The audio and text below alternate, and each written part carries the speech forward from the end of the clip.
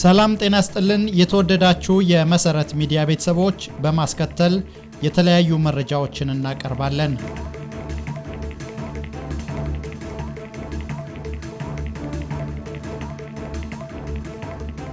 በቅድሚያ ርዕሶቹን በአማራ ክልል አንዳንድ ወረዳዎች በመከላከያ ካምፖች ውስጥ የምርጫ ጣቢያዎች መቋቋማቸው ታወቀ።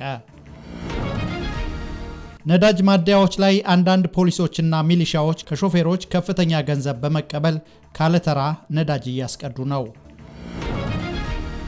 ፊታውራሪ አመዴ ለማ ከ50 ዓመታት በፊት ያቋቋሙት ድርጅት ወደ ኋላ በታሰበ ግብር ምክንያት ሊዘጋ መሆኑ ተሰማ። ዲያቆን ዳንኤል ክብረት ከሰሞኑ ዲያስፖራዎችን በተመለከተ ያደረጉትን አወዛጋቢ ንግግር አስመልክቶ በሚዲያ አስተያየት የሰጡ መምህርና ጋዜጠኛ ታሰሩ።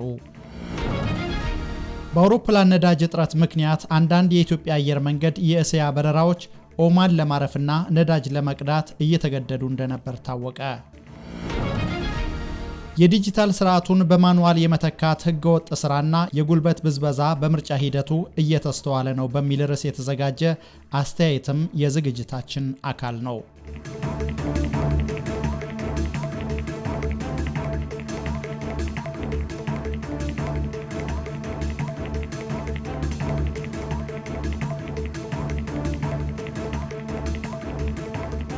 መረጃዎቹን በዝርዝር በአማራ ክልል አንዳንድ ወረዳዎች በመከላከያ ካምፖች ውስጥ የምርጫ ጣቢያዎች መቋቋማቸው ታወቀ። በምርጫ የፖለቲካ ፓርቲዎች ምዝገባና የምርጫ ስነ ስርዓት አዋጅ ቁጥር 1394/2017 መሰረት ዜጎች የምርጫ ካርድ እንዲያወጡ የመቀስቀስ ሙሉ ኃላፊነት የተሰጠው ለኢትዮጵያ ብሔራዊ ምርጫ ቦርድ ብቻ መሆኑ ይታወቃል። ይሁንና በርካታ መንግስታዊ ተቋማት ዜጎችን በማስገደድ ጭምር ካርድ እንዲወስዱ እያደረጉ መሆኑን በቅርቡ መዘገባችን ይታወሳል። ይህን ተከትሎ ምርጫ ቦርድ ድርጊቱን ህገወጥ በማለት በአስቸኳይ እንዲቆም ጠይቆ ነበር። ይሁንና ሚዲያችን የደረሰው መረጃ እንደሚያሳየው ድርጊቱ አሁንም ተባብሶ ቀጥሏል።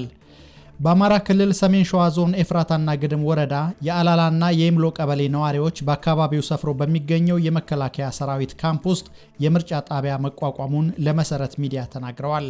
በምርጫ ቦርድ የተመለመሉ የምርጫ አስፈጻሚዎች ሳይቀር በካምፕ ውስጥ ከሰራዊቱ ጋር እየኖሩ መሆኑን የተናገሩት ነዋሪዎቹ በአካባቢው የሚንቀሳቀሱ የፋኖ ታጣቂዎች ጥቃት ያደርሱብናል በሚል ስጋት በካምፕ ውስጥ የምርጫ ጣቢያ መቋቋሙን አስረድተዋል። በድምፅ መስጫ ዕለትም በዚሁ የመራጮች ካርድ በወሰድንበት የመከላከያ ሰራዊት ካምፕ ውስጥ በመመለስ ድምፅ እንድንሰጥ ማስጠንቀቂያ ጭምር ተነግሮናል ይላሉ። ካርዳችሁን የፋኖ ታጣቂዎች ካገኙት ይወስዱባቸዋል በሚል ስማቸውን ብቻ አስመዝግበው እንደተመለሱ የገለጹልን ደግሞ የግሼ ራቤል ወረዳ ነዋሪ አርሶ አደር ናቸው። የአንደኛና የሁለተኛ ደረጃ ትምህርት ቤት ተማሪዎች ደብተራቸውን ትምህርት ቤት አስቀምጠው በሰልፍ ወደ ምርጫ ጣቢያ ተወስደው ምርጫ ካርድ እንዲወስዱ መደረጉን የነገሩን ደግሞ የመራቤቴ ከተማ ነዋሪ ናቸው። እኚህ ስማቸው እንዲገለጽ ያልፈለጉ ጠቋሚያችን እንደተናገሩት የመንግስት ሰራተኞች ሳይቀር የምርጫ ካርድ ካላወጡ ደሞዛቸው እንደሚቆረጥ ማስጠንቀቂያ እንደደረሳቸው ነግረውናል። በተመሳሳይ በዚሁ በሰሜን ሸዋ ዞን ግሼ፣ ሞላሌ፣ አንጾኪያ፣ ገምዛ፣ ሙጃና ወደራ፣ አንኮበር፣ ዘመሮ፣ መርሃቤቴና ለሚ በተባሉ ወረዳዎችና የወረዳ ከተሞች ገዢው ፓርቲ የምርጫ ቅስቀሳ ሲወጣ በመከላከያ ሰራዊት እንደሚታጀብ የመሰረት ሚዲያ ምንጮች ጠቁመዋል። በሰሜን ወሎ ዞን መቀመጫ ወልዲያ ከተማ የምርጫ ካርድ ካልወሰዳችሁ ነዳጅ አትሞሉም ተብለው መከልከላቸውን የባለ 3 እግር ወይም ባጃጅ አሽከርካሪዎች ለመሰረት ሚዲያ ጠቁመዋል። በአማራ ክልል የተለያዩ የምርጫ ክልሎች እስካሁን የመራጮች ምዝገባ የማይካሄድባቸው አካባቢዎች እንዳሉና የመራጮች ምዝገባ የሚካሄድባቸው የጣቢያ አስተባባሪዎች ጥቃት ይፈጸምብናል በሚል አንዳንዶቹ አቋርጠው ጥለው መውጣታቸውን ሚዲያችን አረጋግጧል።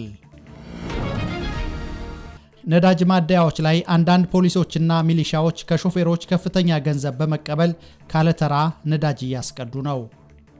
በመላ ሀገሪቱ እየተስተዋለ ከሚገኘው የነዳጅ እጥረት ጋር በተያያዘ አንዳንድ መንግስታዊ አካላት ህገወጥ ድርጊት ላይ እንዲሳተፉ በሩን እንደከፈተላቸው እየተስተዋለ ነው። የነዳጅ ድጎማ ወጪ ከታቀደው በ172 በመቶ ብልጫ ማሳየቱ እንዲሁም የማክሮ ኢኮኖሚ ሪፎርሙ ላይ ስጋት መደቀኑ እየተነገረ ባለበት በዚህ ወቅት የኢትዮጵያ መንግስት ለ2018 የበጀት ዓመት ለነዳጅ ድጎማ መድቦት ከነበረው 100 ቢሊዮን ብር እጅግ በላቀ ሁኔታ 272 ቢሊዮን ብር ወጪ ማድረጉ ተገልጿል። አሁን ደግሞ እንደ ፖሊስና ሚሊሻ ያሉ ግለሰቦች ለከባድ መኪናዎች እስከ 20 ሺህ ብር፣ ለአነስተኛ መኪናዎች እስከ 3 ሺህ ብር እየተቀበሉ ካለተራ በማስገባት እያስቀዱ መሆኑን ሚዲያችን አረጋግጧል። በተለይ ሸገር ከተማ፣ ፉሪኖክ፣ ወለቴኖክ፣ ዞብልና ኦይል ሊቢያ ኬንቴሪ ጉዳዩ በስፋት እንደሚስተዋል ጋዜጠኛችን ተዘዋውሮ ተመልክቷል። ከባድ መኪኖች ያለ ሰልፍ ለመቅዳት ከ10,000 እስከ 20,000፣ ከትንንሽ መኪኖች ከ1,000 እስከ 3,000 ብር ለፖሊስና ቀጂዎች እየከፈሉ ስርዓት ይዘው ሰልፍ የያዙ ሰዎች ግን 3 እና 4 ቀን ተሰልፈው ነዳጅ የለም ተብለው ይበተናሉ በማለት አንድ ተሰላፊ ለሚዲያችን ተናግረዋል። ያሰባሰብናቸው መረጃዎች እንደሚጠቁሙት የጸጥታ አካላቱ ገንዘቡን ከነዳጅ ቀጂዎች ጋር ይከፋፈላሉ። ለምን ተደረገ ብሎ የሚጠይቅ ደግሞ እስከ ድብደባና ከሰልፍ መውጣት ይደርስበታል። የነዳጅ ተቋማት ሰራተኞቻቸው የሚሰሩትን ይህን ህገወጥ ድርጊት በቅርበት ይከታተሉ። መንግስትም ፖሊስና ሚሊሻዎችን ይፈትሽ። ህዝብ በነዳጅ እጥረት ሲሰቃይ በተጨማሪ ለሌባ ሲሳይ ሊሆን አይገባም በማለት የነዳጅ ተሰላፊዎች ያስረዳሉ። 3 ነዳጅ ጫኝ መርከቦች ጅቡቲ መድረሳቸው የተነገረ ሲሆን IMF ግን የምስራቅ አፍሪካ ሀገራት በባህረ ሰላጤው ውጥረት ምክንያት ለችግር ተጋልጠው እንደሚቀጥሉ አስጠንቅቋል። ከመጋቢት 19 እስከ 23 ባሉት ጊዜያት ውስጥ ጅቡቲ የደረሱት እነዚህ መርከቦች በአጠቃላይ 143,000 ሜትሪክ ቶን የሚመዝን ናፍጣና የጄት ነዳጅ የጫኑ መሆናቸውን ካፒታል ጽፏል። ፊታውራሪ አህመድ ለማ ከ50 ዓመት በፊት ያቋቋሙት ድርጅት ወደ ኋላ በታሰበ ግብር ምክንያት ሊዘጋ መሆኑ ተሰማ። ለግማሽ ክፍለ ዘመን ወተትና የወተት ተዋጽኦ ምርቶችን ለህፃናት ሲያቀርብ የቆየው የፊታውራሪ አህመድ ለማ መታሰቢያ የወተት ከብት እርባታ ድርጅት ወደ ኋላ በታሰበ የሊዝ ግብር በ7 ቀናት ሊዘጋ መሆኑ ታውቋል። በአንደበተ ርቱዕነታቸው በሀገር ሽማግሌነት እንዲሁም በስራ ፈጣሪነታቸው የሚታወቁትና በሀገራችን በባህላዊ በማህበራዊና በኢኮኖሚ ዘርፎች ደማቅ አሻራ ያስቀመጡት የፊታውራሪ አህመድ ለማ የወተት ከብት እርባታ ድርጅት ከ50 ዓመታት በላይ ቢቆይም አሁን የመዘጋት ጫፍ ላይ መድረሱን ሚዲያችን ሰምቷል። ድርጅቱ 11.8 ሚሊዮን ብር በ7 ቀናት ውስጥ ካልከፈለ ለመዝጋት እንደተዘጋጀ የኦሮሚያ ብሔራዊ ክልላዊ መንግስት የሸገር ከተማ አስተዳደር የለገጣፎ ለገዳዲ ክፍለ ከተማ የገቢዎች ጽህፈት ቤት በ26/6/2018 ዓ.ም የጻፈው ደብዳቤ ያመለክታል። ተቋሙ ብሩን መክፈል ካልቻለ በሊዝ የገዛውን መሬት ለቆ እንዲወጣ የመጨረሻ ማስጠንቀቂያ እንደተሰጣቸው የድርጅቱ ዋና ስራ አስኪያጅና የፊታውራሪ አህመድ ለማ ልጅ የሆኑት አቶ ካሱ አህመድ ለማ ጠቁመዋል። እኛ ይህን ያህል ገንዘብ የለንም። እኔም ድርጅቱን ሳስተዳድር የነበረው 36 ዓመት አሜሪካን ሀገር ቆይቼ ከዛ በማገኘው እየደጎምኩት ነው በማለት ቃላቸውን ሰጥተዋል። አሁን የተጠየቀው የግብር አይነት የጣራና ግድግዳ አገልግሎት ክፍያ ሲሆን የመሬቱ ስፋት 20,000 ካሬ ሜትር ነው ተብሏል። በተጨማሪም የወተት ልማት ድርጅቱ በትክክለኛው የሊዝ ክፍያ 20,000 ካሬ ሜትር የኢንቨስትመንት መሬት ለ25 ዓመታት ቢወስድም ቀሪ 6 ዓመት እያለው አሁን ክፍያ መጠየቁን ያስረዳሉ። በኢህአዴግ ዘመን ከመሬታችን 13,000 ካሬ ሜትር ለተክለ ሃይማኖት ቤተክርስቲያን መስሪያ ያለ ካሳ ተወስዶ ነበር። አይሆንም ማለት ስላልፈለግን ዝም አለን። አሁን ላይ በስራችን ያለው 7300 ካሬ ሜትር ብቻ ቢሆንም ክፈሉ የተባልነው ግን የቤተ ክርስቲያኑንም ጭምር ነው በማለት አቶ ካሱ ተናግረዋል። የሸገር ከተማ አስተዳደር የለገጣፎ ለገዳዲ ክፍለ ከተማና የሚመለከተው አካል የደረሰብንን ጭቆና እንዲያጤንልን እንጠይቃለን በማለት በተማጽኖ አብራርተዋል። ዲያቆን ዳንኤል ክብረት ከሰሞኑ ዲያስፖራዎችን በተመለከተ ያደረጉትን አወዛጋቢ ንግግር አስመልክቶ በሚዲያ አስተያየት የሰጡ መምህርና ጋዜጠኛ ታሰሩ። ዲያቆን ዳንኤል ክብረት ሰሞኑን በውጭ ሀገር የሚኖሩ ኢትዮጵያውያን ሲሟገቱ ይኖሩና ሲሞቱ መጥተው ቅበሩን ይላሉ በማለት የተናገሩት ንግግር ብዙዎችን አስቆጥቷል፣ መነጋገሪያም ሆኖ ቆይቷል። ይህንን የዲያቆን ዳንኤል ንግግር በማውገዝ ነጋሽ በተባለ የበይነ መረብ ሚዲያ የኢትዮጵያ ኦርቶዶክስ ተዋሕዶ ቤተክርስቲያን መምህር የሆኑት መምህር ሲሳይ አዳነ ተናግረው ነበር። ውግዘቱን ተከትሎ የአዲስ አበባ ፖሊስ መጋቢት 22 ቀን 2018 ዓ.ም መምህር ሲሳይ አዳነንና ቃለመጠይቅ ያደረገላቸውን ጋዜጠኛ ነጋሽ በዳዳን በቁጥጥር ስር አውሏቸዋል። ሁለቱን እስረኞች ለመጎብኘት ወደ አዲስ አበባ ፖሊስ ኮሚሽን በተለምዶ 3ኛ ፖሊስ ጣቢያ ተብሎ ወደሚጠራው ማረፊያ ቤት ያቀኑት ሊቀ ትጉሃን መምህር ደረጀ ዘወይን የተባሉት ጠያቂም መታሰራቸውን ምንጮቻችን ለመሰረት ሚዲያ ተናግረዋል። ጋዜጠኛ ነጋሽ በምርመራ ወቅት የዲያቆን ዳንኤል ክብረትን ንግግር የተቸበትን ቃለ መጠይቅ ከዩቲዩብ ላይ እንዲያወርድ መገደዱንና ለእስር ያበቃው ይኸው የዲያቆኑ ንግግር እንዲወገዝ አመቻችተሃል በሚል መሆኑ ታውቋል። እስረኞቹ በፌዴራል አንደኛ ደረጃ ፍርድ ቤት አራዳ ምድብ የጊዜ ቀጠሮ ችሎት የቀረቡ ሲሆን መንግስት በህዝብ ዘንድ አመኔታ እንዳይኖረው በመንግስት ላይ ማነሳሳት፣ በተጨማሪም በአዲስ አበባ ከተማ ሁከትና ብጥብጥ ለመፍጠር ሞክረዋል በሚል ጠርጥሬያቸዋለሁ ሲል ፖሊስ ተጨማሪ ጊዜ እንዲሰጠው ፍርድ ቤቱን ጠይቋል። ፍርድ ቤቱ ጋዜጠኛ ነጋሽ በዳዳን የ50 ሺህ ብር ዋስ በማስያዝ በውጭ ሆኖ ጉዳዩን እንዲከታተል የበየነ ቢሆንም የአዲስ አበባ ፖሊስ ግን ጋዜጠኛውን ለመልቀቅ ፈቃደኛ ሳይሆን መቅረቱንም ምንጮች ለመሰረት ሚዲያ ጠቁመዋል። ፍርድ ቤቱ ሁለቱን የቤተ ክርስቲያን መምህራንን ለተጨማሪ ምርመራ ለ10 ቀናት በማረፊያ ቤት እንዲቆዩ አዟል። ዲያቆን ዳንኤል ክብረት የጠቅላይ ሚኒስትር አብይ አህመድ የማህበራዊ ጉዳዮች አማካሪና የኢትዮጵያ ብሮድካስቲንግ ኮርፖሬሽን ወይም ኤቢሲ የቦርድ ሰብሳቢ ናቸው። በአውሮፕላን ነዳጅ እጥረት ምክንያት አንዳንድ የኢትዮጵያ አየር መንገድ የእስያ በረራዎች ኦማን ለማረፍና ነዳጅ ለመቅዳት እየተገደዱ እንደነበር ታወቀ። በመካከለኛው ምስራቅ የተቀሰቀሰውን ጦርነት ተከትሎ በመላው ዓለም እየተስተዋለ ያለው የነዳጅ አቅርቦት አሁንም ተባብሶ ቀጥሏል። ከትልልቅ ኢንዱስትሪዎች እስከ አየር መንገዶች፣ ከተሽከርካሪዎች እስከ አገልግሎት ሰጪ ተቋማት በነዳጅ እጥረትና ዋጋ ማሻቀብ እየተፈተኑ እንደሚገኙ መረጃዎች ያሳያሉ።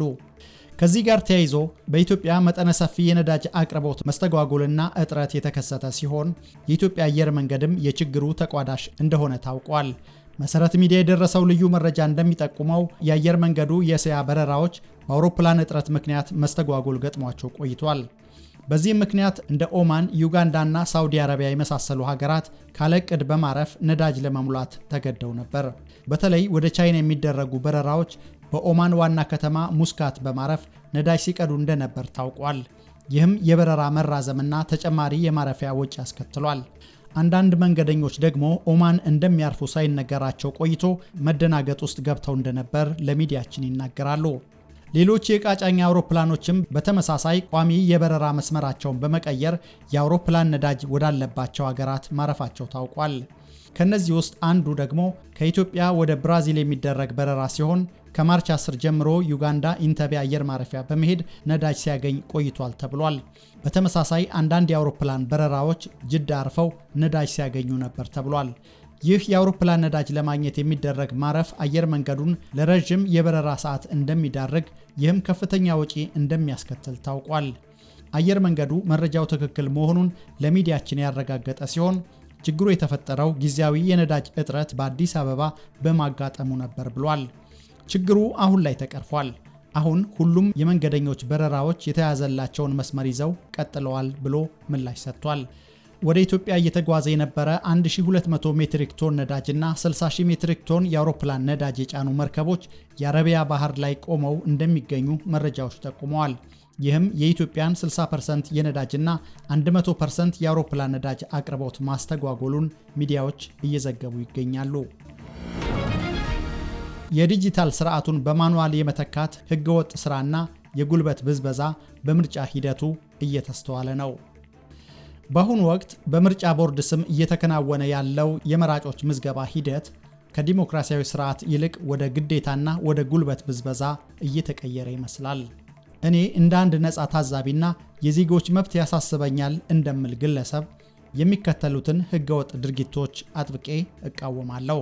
1. የዲጂታል ስርዓቱን በማኑዋል የመተካት ስራ። የምርጫ ቦርድ የዲጂታል ምዝገባ ስርዓትን የዘረጋው ሂደቱ ግልጽና ተአማኒ እንዲሆን ነበር። ይሁን እንጂ አሁን እየታየ ያለው ሁኔታ እጅግ አሳሳቢ ነው። ኔትወርክ ጠፍቶ ሳይሆን የዲጂታሉ ስርዓት በህጉ የተቀመጡትን መስፈርቶች በሙሉ ስለሚጠይቅና የተጭበረበረ ምዝገባን ስለማይፈቅድ ይህንን የህግ አጥር ለማለፍ ሲባል ወደ ማኑዋል ወይም በወረቀት ምዝገባ ተመልሷል። ይህ አሰራር የምርጫውን ተአማኒነት ዜሮ የሚያደርግና ለታለመለት የማጭበርበር አሰራር በር የሚከፍት ነው።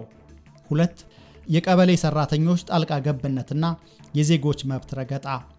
ምዝገባው በምርጫ ጣቢያዎች በነፃ ፈቃድ መከናወን ሲገባው በአሁኑ ወቅት የቀበሌ ሰራተኞች ዜጎችን ከስራ ቦታቸውና ከቤታቸው እያስገደዱ እንዲመዘገቡና ካርድ እንዲወስዱ እያደረጉ ይገኛሉ። ይህ የዜጎች መብት ጥሰት ነው። መመዝገብ መብት እንጂ ግዴታ አይደለም። አንድን ዜጋ ከስራ ገበታው አፈናቅሎ ካርድ ውሰድ ብሎ ማስገደድ ህገ መንግስታዊ መብትን በግልጽ መጣስ ነው። 3. የቦርዱ ገለልተኝነት። የምርጫ ቦርድ ነፃ ተቋም ሆኖ ሳለ የቀበሌ ወይም የአስፈጻሚው አካል ሰራተኞች ሂደቱን እንዲመሩት መደረጉ የምርጫውን ገለልተኝነት ሙሉ በሙሉ ያጠፋዋል። 4. በስራ አስፈጻሚዎች ላይ እየደረሰ ያለ የጉልበት ብዝበዛ። ቦርዱ ያለምንም ተጨማሪ ክፍያ የምዝገባ ቀናትን አራዝሟል። እነዚህ ሰራተኞች ውላቸው 54 ቀን ሆኖ ሳለ አሁን ወደ 68 ቀናት እንዲሰሩ መገደዳቸውና ላለፉት 38 ቀናት ማለትም 1 ወር በምዝገባ ላይና 8 ቀን በስልጠና ላይ ባሉበት እንኳን የሰሩበትን አበል አለመክፈሉ ግልጽ የጉልበት ብዝበዛ ነው።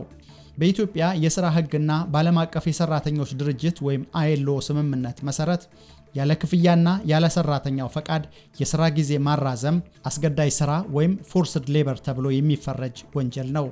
ለማጠቃለል የምርጫ ካርድ መውሰድ የዜጎች የነፃ ፈቃድ ውጤት መሆን አለበት። ዲጂታሉ ስርዓት አልመዘግብም ያለውን መረጃ በማኑዋል ለመመዝገብ መሞከር የሕግ ጥሰት ነው።